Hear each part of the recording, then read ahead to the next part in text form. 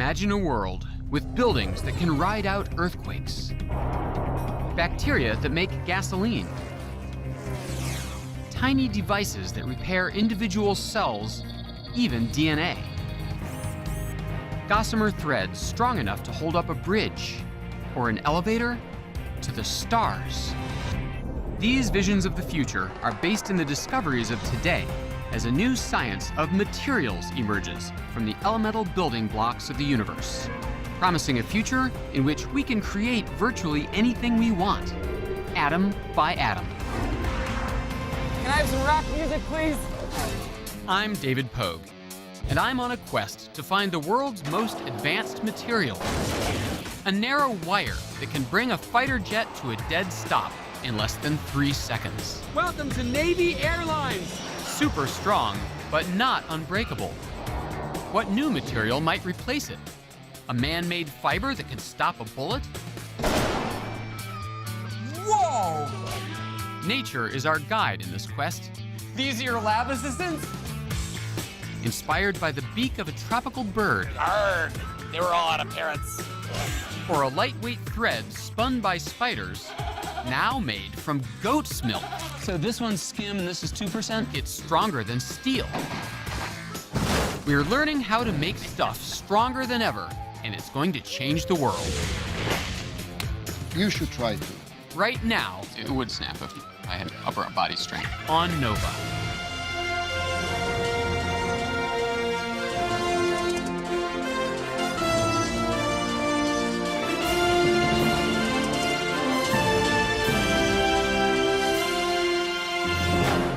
Major funding for NOVA is provided by the following: David H. Koch and HHMI. Howard Hughes Medical Institute. the Corporation for Public Broadcasting and viewers like you. Thank you. Major funding for making stuff is provided by the National Science Foundation, where discoveries begin. Additional funding is provided by the U.S. Department of Energy's Office of Science and by American Elements, the world's manufacturer of engineered and advanced materials. American Elements. Now, invent.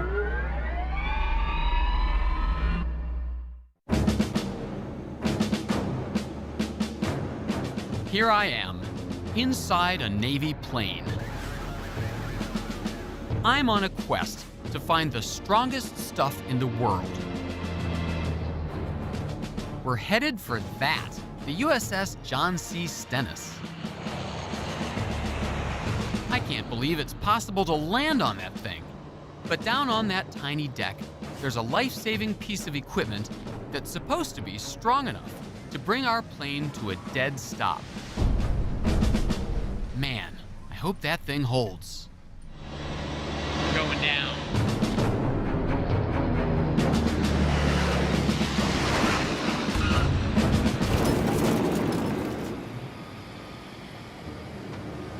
Whoa. I really felt that. Now I want to see how it works.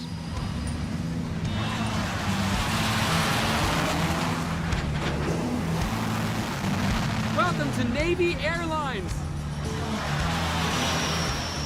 Luckily, I've arrived at the perfect time, because a dozen new pilots are practicing their landings. That means lots of attempts to catch that wire. There are actually 4 cables across the deck. They're working on number 3 right now, so this guy's gonna try to catch number 4. That's the ideal one. Let's see if he does it. The jets land under full power, briefly exerting hundreds of thousands of pounds of force on a cable that's only 1.5 inches thick. How is it possible that such a thin wire can have so much strength? I head below deck to get a closer look. So I think I understand how these planes land, because I came in on one of these planes.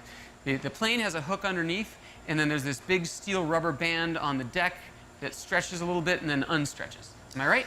No, sir. It looks like that, yes it does, but that actual rubber band that you're talking about, the actual wire, comes down here and actually leaves from here. This is actually the cable that you're going to see going across that flight deck. Every time a plane hits the cable, this powerful hydraulic piston goes into action. By spooling out wire at just the right speed, it counteracts the momentum to slow the aircraft. The bigger the plane, the harder it pulls. It's designed to withstand a truly massive load. The braking strength of the cable is 215,000 pounds. That's enough strength to stop 4 F-18s at once. And it's all thanks to a strong material that the Navy trusts above all others. The entire ship is made of steel. Don't believe me? Tell it to the magnet. Steel. Steel provides the structural strength of the bulkheads and the decks. Steel. And of course, the all-important arresting cable. In the quest to find strong materials, steel is a great place to start. Our modern civilization is built on the stuff. But where does it come from? Thousands of years ago, ancient people used tools made of stone. That's why it's called the Stone Age. But eventually, they discovered how to extract metals, like copper, tin, and iron, from rocks. Iron is the main ingredient in steel, but steel is stronger than iron because it also contains carbon. All these materials fill the periodic table of the elements, a master chart that lists the basic building blocks of every material in the world, from the lightest to the heaviest, from the weakest to the strongest.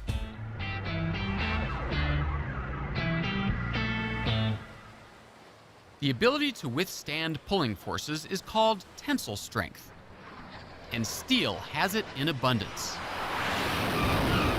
But it's not unbreakable. Each time a plane hits the wire, the impact takes a toll, with potentially disastrous results. In 1993, this fighter had nearly come to a complete stop when the cable suddenly snapped. The plane was lost, but the pilot ejected to safety. Sudden failures like these are rare because the crew doesn't wait for the cables to wear out. So the doubled up cable down here on the pulleys, you replace that how often? Every 2,000 arrestments. And they're connected to one across the deck up there that has to be replaced every... 125. How come so much more often? Well, the one on the deck, we call it the cross-deck pennant, or CDP. The CDP takes the blunt force of the tailhook, metal-to-metal contact, at 130 to 140 miles per hour, 125 times. It's amazing that they haven't found some material in the whole world that would last more than 125 landings. I don't know of any metal that can do that yet. Steel has incredible tensile strength. But can it be improved? Can we make this stuff even stronger? That's what Elwood Steel has tried to do for the last century.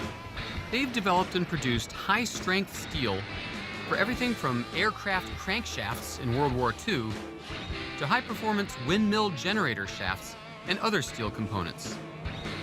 It's all based on the same basic materials first combined thousands of years ago. The end product steel is a mostly iron, 99% or so iron with a little bit of carbon. First we melt it, and then we refine it. We remove all the impurities we can to get the properties that we need from the steel. At this plant, the raw material is scrap steel to be recycled. First, it's loaded into an electric furnace for melting. When the mix reaches 3,000 degrees Fahrenheit, the liquid metal pours out of the bottom of the furnace into a ladle. Today, they're making steel for jumbo jet landing gear, extremely strong and stiff. Besides iron and carbon, the recipe calls for several additional elements added in precise quantities. After cooling, a simple test reveals whether the steel has the right amount of tensile strength. When we pull a piece of steel, we measure how much it stresses, and we keep increasing the load and watch it stretch until it eventually breaks. The more force it can withstand, the greater the tensile strength. does steel's remarkable strength come from? In metals like iron, the atoms are packed together like sheets of marbles. But when pushed or pulled, they can slip and slide past each other. But steel also contains carbon. The carbon atoms fit in between the iron atoms, limiting their freedom of movement and making it harder to pull them apart. Steelmakers long ago learned that by adding more carbon, you can increase the steel's tensile strength, but you give up flexibility, which is something that the arresting cable needs to wind and unwind. The trick is to find just the right balance. Including steel, there's always been a trade-off between very high hardness, high strength, and flexibility. Steel has provided a very good combination of high strength and good flexibility for many applications. That's why it's so widely used.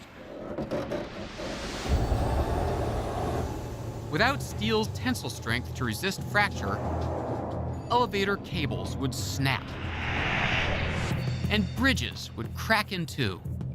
That alone makes it an incredibly valuable, strong material. But steel protects us in other ways, too. Car makers depend on a different kind of strength in steel,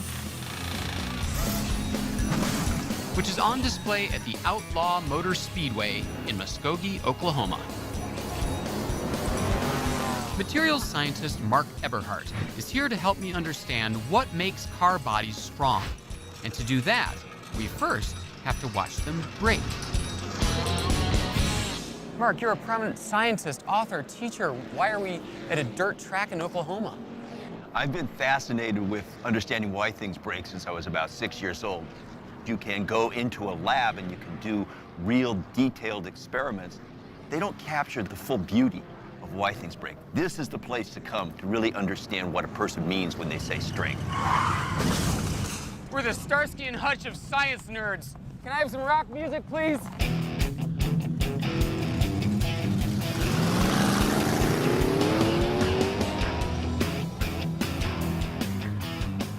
Frankly, I wouldn't mind watching from the stands. But Mark insists that only by becoming crash test dummies ourselves can we understand how steel makes car bodies strong. Most people don't think of strength as kind of a monolithic thing, but it really is a combination. Hey, what's your hurry, pal? Sorry about that. It's really a combination of properties. It's not just one property, the way most people use the word. So really, when we say strong as steel, it's a little more complicated than that. Oh, absolutely. Besides tensile strength, resistance to pulling, there's also toughness. It's a measure of how much energy a material can absorb without breaking. When a car crashes and the body dents, the steel is absorbing the energy of the crash. That's toughness.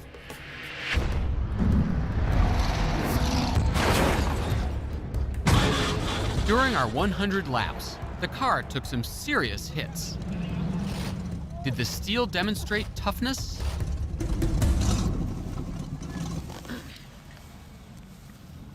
You know, it's not all that much different from Manhattan at rush hour.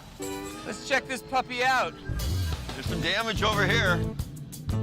The body got creamed, but the steel didn't break. It's dented, yet still intact. Our driver, Danny, suggests an even more extreme test of steel's life-saving toughness. So what do you got set up for us here? We're gonna take this car, we're gonna send it into the wall and see what we can tear up. Danny locks the steering wheel in place and opens the throttle. Now, it's up to me to do the honors. In the name of science!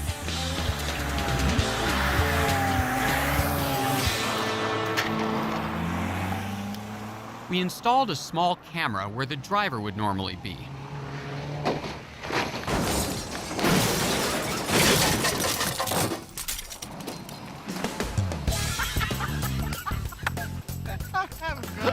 The impact was far more intense than anything we experienced during the race.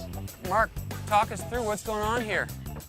What we can see here is that we've exhausted a lot of the energy in just crumpling this thing up. I think we knocked the axle all the way back. Tell me, is that the case, Danny? It looks like it. Knocked it all the way back into the firewall. That deal will buff right out. Would you live, Danny? I would have had a heart attack somewhere between there and here, I don't know. Amazingly, the car took everything we threw at it. If the material hadn't been tough, if it had been too brittle, the damage would have been lethal. But in this case, people would have survived because the steel absorbed the energy of the collision.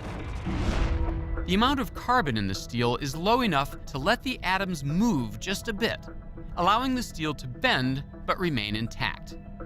That's toughness. Who says science can't be fun? That was pretty cool.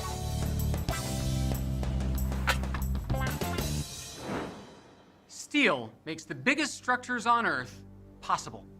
And in the future, when buildings reach a mile or more into the sky and bridges stretch across the sea, steel will be there to support humanity's dreams, because we haven't even come close to exhausting the potential of this most precious metal. But no material is perfect. Even metals have their weaknesses. Consider the suit of armor. Warriors once wore bronze, iron, and steel onto the battlefield. Sure, it was heavy, but it provided good protection. Until around the 15th century, when the gun appeared. Heavy armor became a liability. So for hundreds of years, infantry in the world's bloodiest wars went to battle with little to protect them, because the metal was no match for a bullet.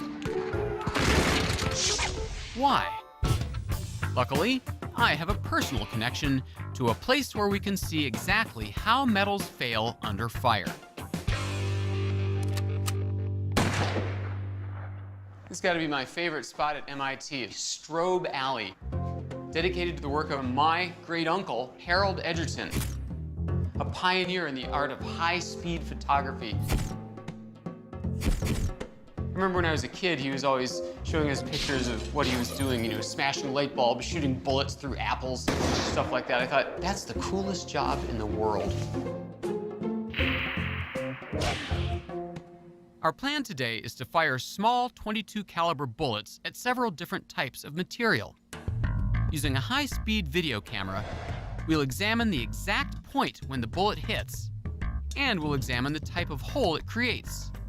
Jim Bales, who runs Strobe Alley, will be our trigger man. We've got two cameras. This one's running at 20,000 frames a second. This one's down at a mere 4,000 frames a second. Yeah, and for a point of comparison, normal television like this you're seeing right now is 30 frames a second. So these are running a good bit faster. First up, a piece of steel. It provides about as much protection as a 15th century breastplate. 3, 2, 1.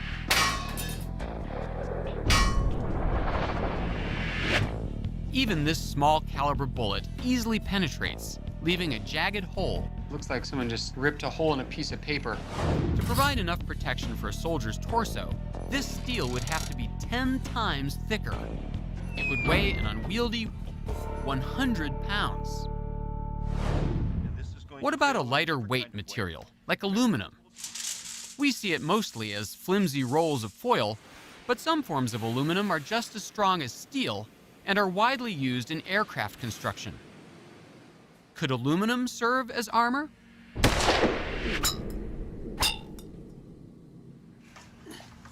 Lo and behold, there's a hole in the metal. Metallurgist, Mark Eberhardt. This is beautiful. The energy of the bullet, or much of the energy, went into folding that metal back. The aluminum shows even more tearing at the point of impact. Pieces of metal light enough to be worn as armor aren't tough enough to stand up to the focused energy of a gunshot. When a bullet strikes the surface, the energy of impact is transferred to the metal, which causes the atoms to slide past each other. Because the energy is focused on such a small area, the movement can be severe, causing cracks to form. If the material is thin enough, the bullet tears right through, like a hot knife through butter. So wearing a full metal jacket into combat is not a wise idea. But if guns made personal armor obsolete, what are these guys wearing? It looks like cloth, but it's stronger than steel, and it's become standard equipment for soldiers, SWAT teams, and bomb disposal squads. I'm talking about Kevlar. When this synthetic fiber is woven into a fabric, Kevlar is strong enough to stop a bullet, or a blade, or even, with a few chemical changes, a fire. Oh, it's hot. Although not as hot as he is.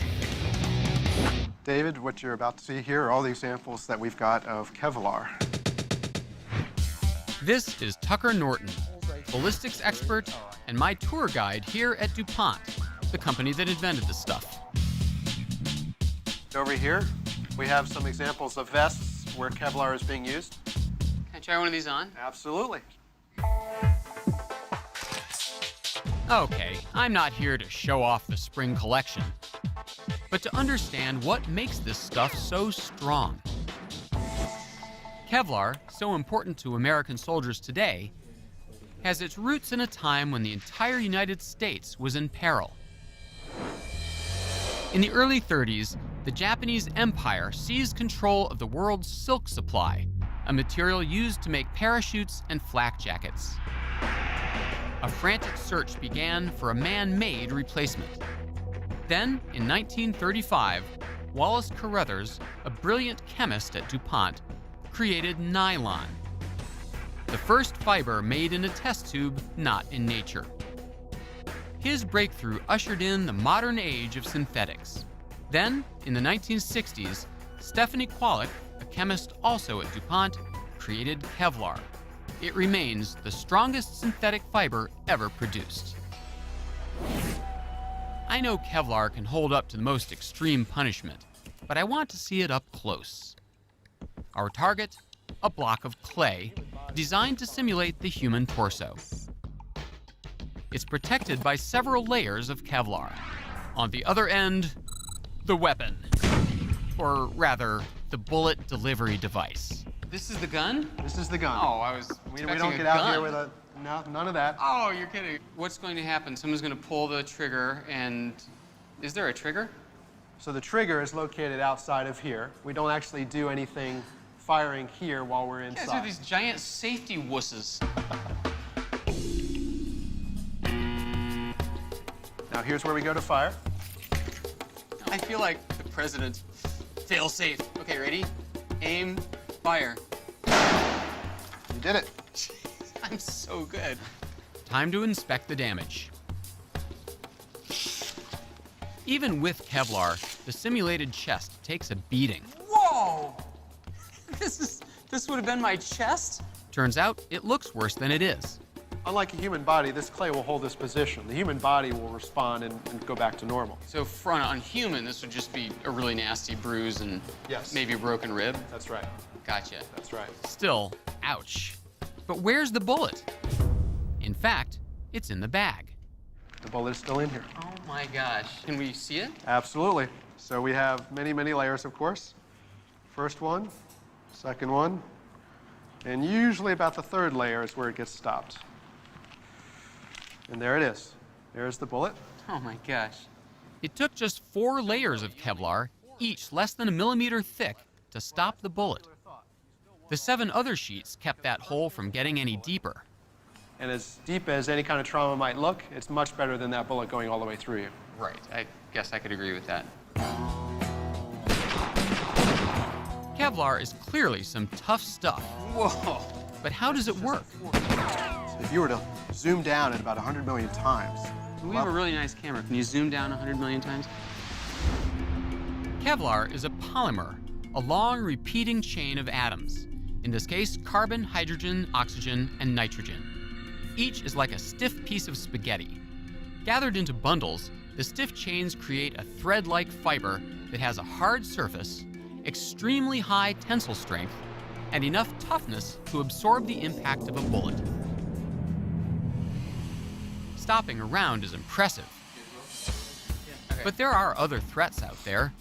How does Kevlar stand up to a knife or an ice pick? Don't try this at home. I'm not gonna pay a lot for this muffler!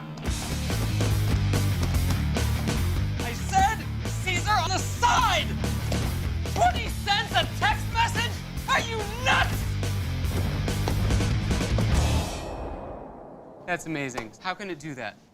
Well, it does it because of the tight weave and because of the strength and durability of Kevlar. The tight weave prevents the spike from getting all the way through, from working its way through, and the strength of the Kevlar actually helps blunt that tip and maybe even bend the tip if you're strong enough.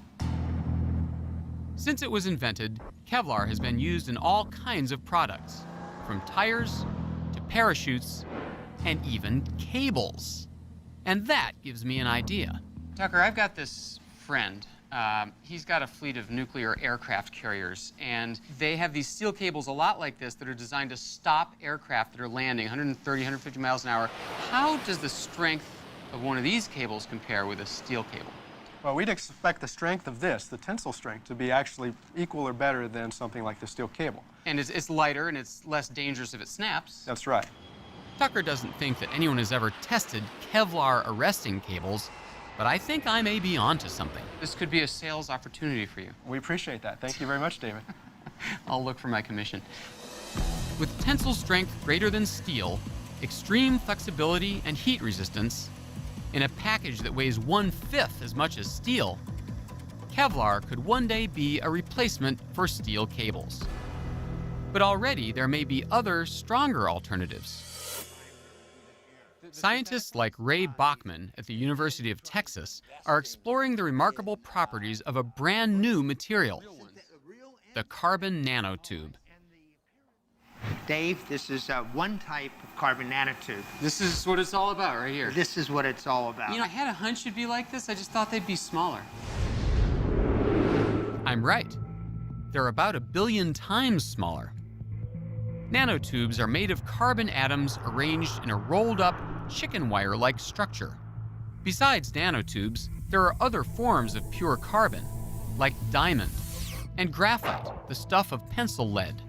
Nanotubes get their strength from the extremely strong bonds between carbon atoms. These carbon nanotubes can have spectacular mechanical properties, spectacular strength, and very high toughness. And you make them here in this very lab? Yes, we do. Ah, so this is where it all happens. This is where the process begins. And guess what? It's not even that difficult. Here's all you need. 1. A smooth surface with a thin layer of catalyst, a chemical that helps jumpstart the tubes. 2. A special mix of gases full of carbon atoms. And 3. This furnace, which, by the way, is really, really hot. How much heat is it in there? Right now it's around 800 Celsius. That's about 1,500 degrees Fahrenheit. Wow, I could nuke a pizza in like 5 seconds in there. Yeah. You can open more. Oh man, that is blasting heat. Oh, I see the little black wafer in there, that's it? Yep. That's nanotubes? Yeah, exactly. Wow, that is very cool, baking away in there. Wow, it's like a nuclear tanning bed. After just a few hours, the wafer is covered with a thick black fuzz. So it looks just like a piece of black velvet. So if I were to really look in close to that, what would I see? What's it really look like under the microscope? Well, we call this array of carbon nanotubes a nanotube forest. The name is apt. Each nanotube looks like a tall, thin bamboo tree, hollow inside. So thin that if you could scale one up until it was 1 inch wide at the base, the top of it would reach 2 miles into the sky. Now picture nanotubes by the billions, all standing shoulder to shoulder, and you have one of Ray's nanotube forests. There are, in fact, about 200 billion of the carbon nanotubes in that area. Hold on 1 second, I'm gonna count them. Actually, I shouldn't be touching these. Scientists don't yet know if they're toxic. Even so, there's already a rapidly growing market for nanotube particles as strength additives for tennis rackets, bicycle frames, even high-end car bumpers. Many products already incorporate carbon fibers, which are part carbon, part plastic. But nanotubes have greater tensile strength and toughness. Ray has set his sights on making super strong materials that are 100% pure nanotube, made from his nanotube forests. These aren't just ordinary carbon nanotube forests. They are nanotube forests that have a very special type of connectivity between nanotubes. When we pull out one nanotube, that nanotube pulls out its neighbors, who pulls out other neighbors to self-assemble a yarn or a sheet. Expert nano yarn spinner Kai Lewis gives me a hands-on lesson. Would you like to try? This I recognize. This is that. First, we start with a forest on a wafer. So you can just grab on to this little orange tab. Okay. Now don't make it too high of an angle and make Okay. sure it doesn't touch the edge, and just pull out, Fast or slow? whichever you feel comfortable with. Oh, dude. As I pull on this little tab, nanotubes are coming off the wafer, hooking other nanotubes and pulling them off the slide. Try faster. I'm so good at this. And at too high of an angle, it will, as this is now, it'll start to break off from the forest. It's like coming out forever. I'll see you at the Texas County line. It's still going. It's still going. There, bro. And what's even neater, I can show you right here. I can even do a little twist and you're making make that into a yarn right here. Insta-yarn. Look at that. Wow. It's about 1/100th of a human hair. Oh my gosh, it is like steel. I'm pulling really hard. You probably can't even see that. In fact, And it look will at this. stay. It's so fine, you can't even see. Oh, that helps. Keep twisting. Keep twisting. Keep twisting. Okay. It's amazing. It's stronger than steel. Stronger than steel? So why then don't you take a bunch of these, twist them together, and make this super cable that'll be like bridge suspension cables and aircraft carrier cables? Can you imagine spinning a bunch of these all day long to make into a rope that's a foot in All right, diameter? so go the other way. Make the aircraft carriers really, really small. Kai does have a point, for now. But in the future, materials we make may be strong, light, and cheap enough to build incredible structures. A bridge across an ocean suspended by fibers like Kevlar or nanotubes. A geodesic dome over an entire city, its structure made of carbon. And in the future, we may not merely make these materials, we may grow them. That's what Mother Nature has been doing for hundreds of millions of years, engineering strength into the bodies of animals, one atom at a time.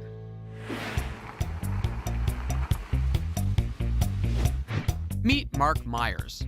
He's been fascinated by nature's engineering tricks ever since a boyhood encounter in a Brazilian forest.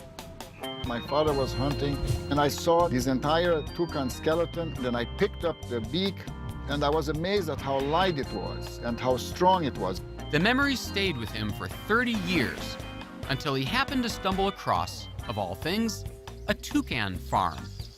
There, he made a startling discovery. In the toucan's amazing beak, nature has constructed a large, lightweight, and amazingly tough structure. Nice. He wanted to know how. I'd like to know why. Conservationist Joan Embry is on hand to explain. What is the point of this huge beak? I mean, it does look a little ridiculous. Well, they're primarily a fruit eater, and that extends their reach. They use it as a screwdriver. They use it to find food. Also works defensively as a dagger. The edges are You serrated. tell me that now, when the thing is like 6 inches from my eye? That's why you're holding the tame toucan. Oh. When Mark analyzed the beak of a dead bird, he found that it was made out of two different materials, neither one of which is strong. On the outside is the shell. Okay. Oh, it's like bendable plastic. It feels like a fingernail. If the beak was just like this, it would flex. It couldn't grab anything. The inside of the shell is filled with bone, but bone that's so full of air pockets, it's as weak as styrofoam. I just show it to you how I can break it, you see? Right, nothing. And oh, you should try to. Yeah, exactly. Well, it's foam, so it snaps. Well, it would snap if I had any upper body strength. The thin shell and the foamy bone. Neither one is tough, but when combined, you can see that this is the foam, and then we have the shell. Right, each by itself is weak. I can show, yeah, if you pull out, you can bend this here very easily, you see? Yeah. And, And this I could snap if it weren't an important teaching tool for you. That's right. Yeah. and now if you take and Line try them. to bend these two together. Oh see? wow! Yeah. It's like super lightweight concrete. It Right. feels like It nothing. is strong and it is very lightweight.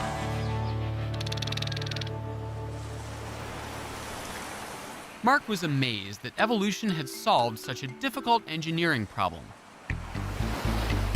So he began looking for other examples of animal engineering, which soon led him from the jungle to the beach. This is your lab? You work in a wetsuit on a table by the ocean? For today it is. I've been studying actually, Dave, these shells, the abalone, for some years because they are very, very strong. The abalone has evolved to have a very tough shell, which protects it from the pounding surf and from predators like sea otters. What is this shell made of? You're saying it's not like other shells. It's calcium carbonate, which is the same as chalk, Chalk. Huh. but it's much, much stronger than chalk. Yeah, chalk is not especially strong. I noticed by pure coincidence there's a piece of chalk right here, and I don't think of chalk as sea otter proof. I mean, it just crumbles. It crumbles.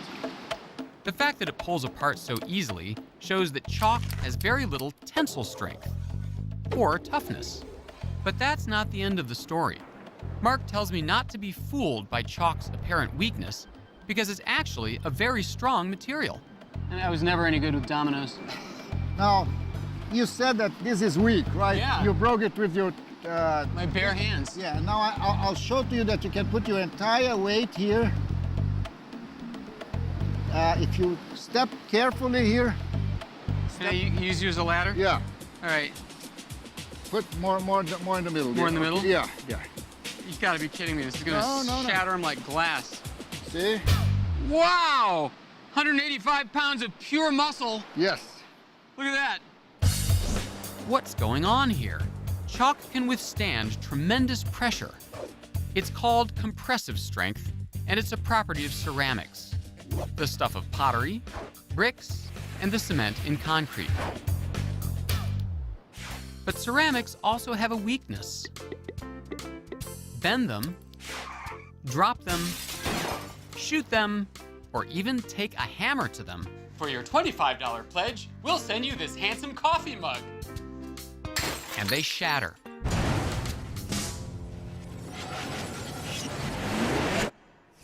As with other materials, the strength or weakness of ceramics is determined by how their atoms bind together. Chalk is made of calcium, carbon, and oxygen atoms, which are bonded together tightly with no wiggle room. They can't slide past each other. That lets them stand up to tremendous pressure. But if a small crack manages to open a space between the atoms, it can quickly spread. That's why materials like chalk, even though they have high compressive strength, often seem fragile. Take glass, another fragile material. Mark insists that it also has high compressive strength, even more than chalk. Frankly, that seems hard to believe. Okay, here we go. Gonna wind up with an ankle full of glass. Oh my gosh. The chalk is one thing, but these little skinny wine glass stems, something else entirely. Now, are you willing to try it with 3 or 2? No.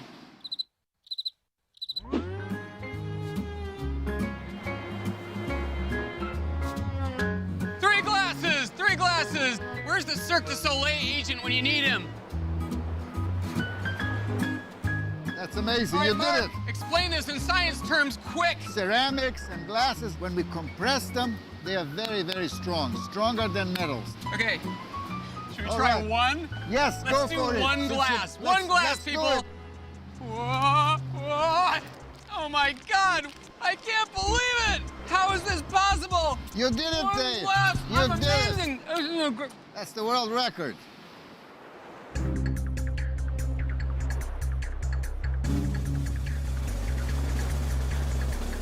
Oh my gosh. One glass, people. One glass. Watch quickly. While that is impressive, The abalone shell blows glass and chalk out of the water, so to speak. Like the toucan shell, it combines two materials to make its fortress of strength and protection. Its shell is 95% calcium, carbon, and oxygen, just like the chalk. But it doesn't have the same brittle weakness. It's not fragile. You're saying this is 95% the same as this, but try to break this. This one, really? Yeah, go ahead. This would cost a fortune at the gift shop. No, go ahead. I dare you. Okay. If I were a sea otter, I would be a terrible failure. It's completely. No. The shell demonstrates both compressive strength and toughness, the ability to absorb energy without breaking, thanks to the way that the abalone has engineered its protective cover on a microscopic scale. As it constructs its shell, the abalone gathers calcium, carbon, and oxygen from the environment to build rows of tiny hexagonal plates. Each plate is brittle, but between the layers, the abalone inserts a protein, a long biological chain. That small addition acts like a shock absorber between the plates. The resulting shell is far less brittle, much tougher, and more crack-resistant than simple chalk. As we learn to apply the lessons of microscopic structure, engineers may one day build pressure-resistant ceramics and glass from the atom up. Beautiful buildings of sculpted concrete that will never crack and will last 1,000 years. Or a deep-sea city with a spectacular view. But when it comes to strong, light, and flexible materials built atom by atom, another natural material may hold the key. It's not new. In fact, it's been around for hundreds of millions of years. It's spider silk. Spider silk has been shown to have more tensile strength than steel and Kevlar. It can stretch to 140% of its length without breaking and remains flexible even in extreme cold. It's also so lightweight that a mere pound of the stuff could form a single strand long enough to stretch around the equator. But could we ever harvest enough to put it to use? I paid a visit to the American Museum of Natural History in New York, where I met Nicholas Godley. This is it. This is your baby? This is the big one. Who enlisted the help of more than 1 million spiders to make this breathtaking piece of fabric. It's the largest known textile and sample or piece of spider silk in the world. To truly appreciate this remarkable material, you have to feel it. The main piece is so valuable, it's off limits, even to its creator. But Nicholas has brought a smaller sample. It feels really, really, really soft. Like animal wool or something. I challenge you to break off this piece. I'm gonna break before it does. Okay, it does not break. It's like pulling a strand of steel. Wow. It's beautiful, and it's super strong. Could we ever put spider silk to practical use? It's very difficult, obviously, to do this on a commercial scale. And it took 1,063,000 spiders, roughly, to make. Jeez. It takes about 20 minutes for each spider, and they produce about 400 yards of thread. Each thread was pulled by hand from a spider's spinneret. It took 4 years and millions of strands to weave this 11-foot-long masterpiece. Its rarity is a testament to the sheer difficulty of harvesting this material. But that may soon change, thanks to this guy. So here's where we keep our spiders. We have special little cages for them in this room. Spider Central, huh? Whoa! Not funny! Not funny! You're now an official Spider-Man affiliate. This is Randy Lewis, a biologist at the University of Wyoming who's stuck on spider silk. Wow. This is a golden orb weaver. Golden orb weaver. You just cup your hand and get behind her. Why is she making web right now? Because she wants to make sure if she falls, she catches herself. So she's constantly spinning out that drag line? Whenever they move, they leave the drag line behind. That's kind of where it got its name. Randy has been fascinated by the amazing properties of dragline silk for 15 years, and he knows all too well the difficulty of extracting silk from spiders. So he set out to find a way to mass produce the stuff in hopes of revolutionizing the world of strong materials. Wyoming is ranch country, so when Randy began to consider how to solve the problem, his thoughts turned to livestock. He figured maybe he could combine a little old-fashioned animal husbandry with the emerging science of genetic engineering. Now, thanks to Randy, these goats have just a little bit of spider in them. Transgenic, that's the word for what these goats are? Right, means that they have a gene from another organism that's been put into their chromosomes. Genes are sections of DNA that contain the encoded instructions for making proteins. Scientists identified the 2 genes in spider DNA that make silk. They copied one of the genes and spliced it into the DNA of goats so that they would make spider silk protein in their milk. I'm a little worried about what we're going to find in here. 8-legged goats, giant dripping You won't be able webs. to tell the normal goats from the transgenic goats because they're all exactly the same. Oh, I had a dog like you once.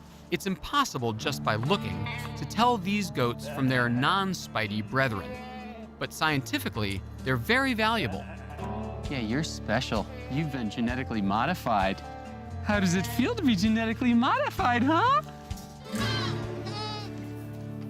Only 50% of Randy's goats will inherit the necessary gene, and the females that are born with it will go on to produce spider silk protein in their milk. And that's what I've come all this way to see for myself.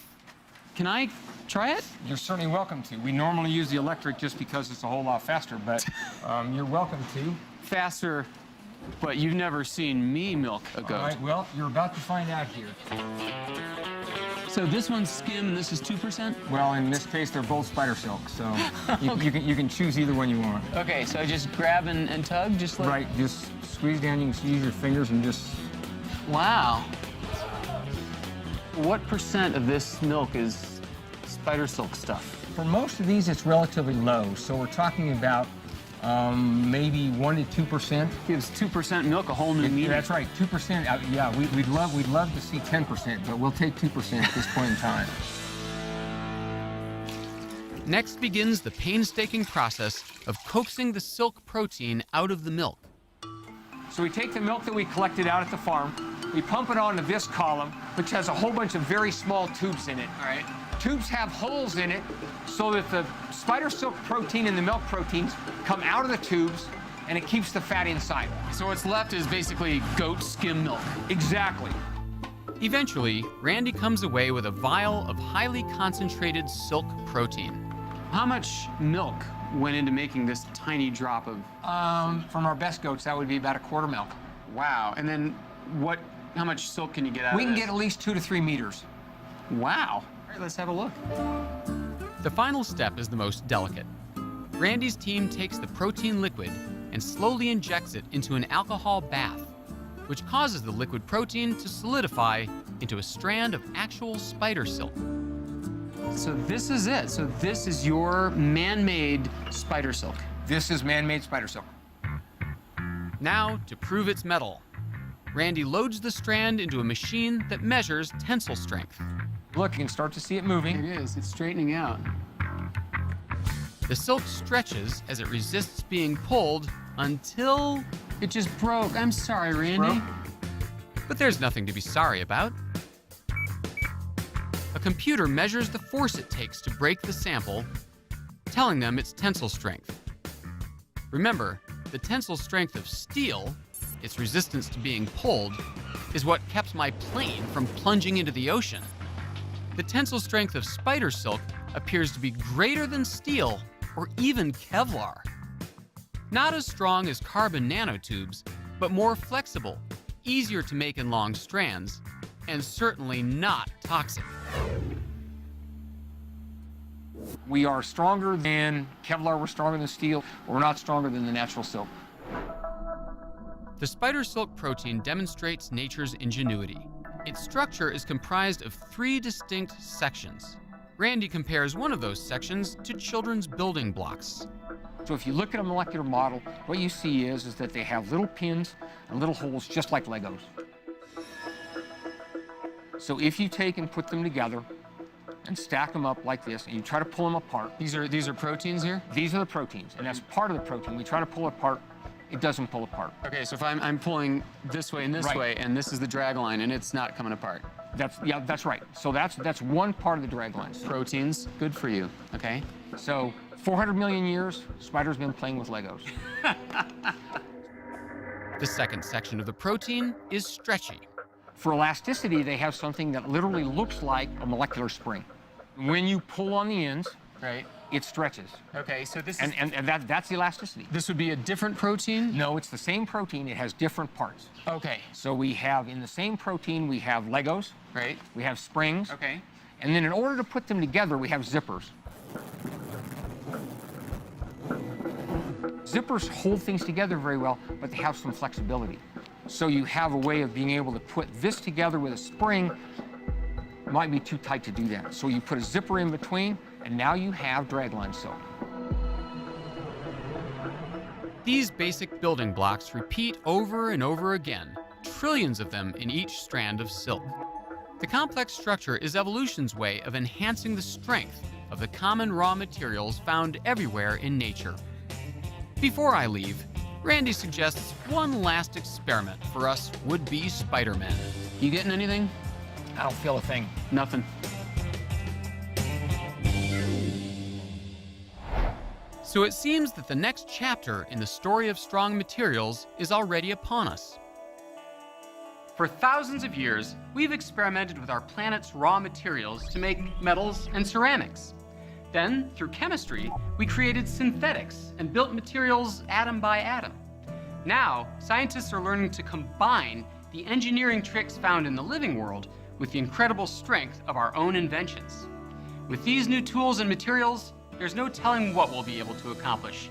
Once again, propelling human civilization across a new frontier, as has happened again and again over millennia, every time we learn more about making stuff stronger.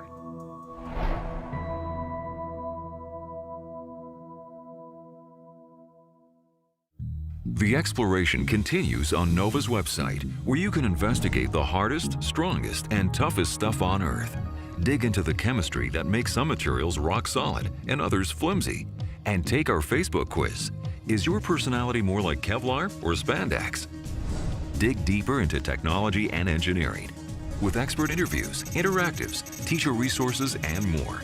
Follow NOVA on Facebook and Twitter, and find us online at pbs.org. How far can we go in making stuff smaller? Do you mind if I have a look? Host David Pogue investigates the new size and shape of things to come.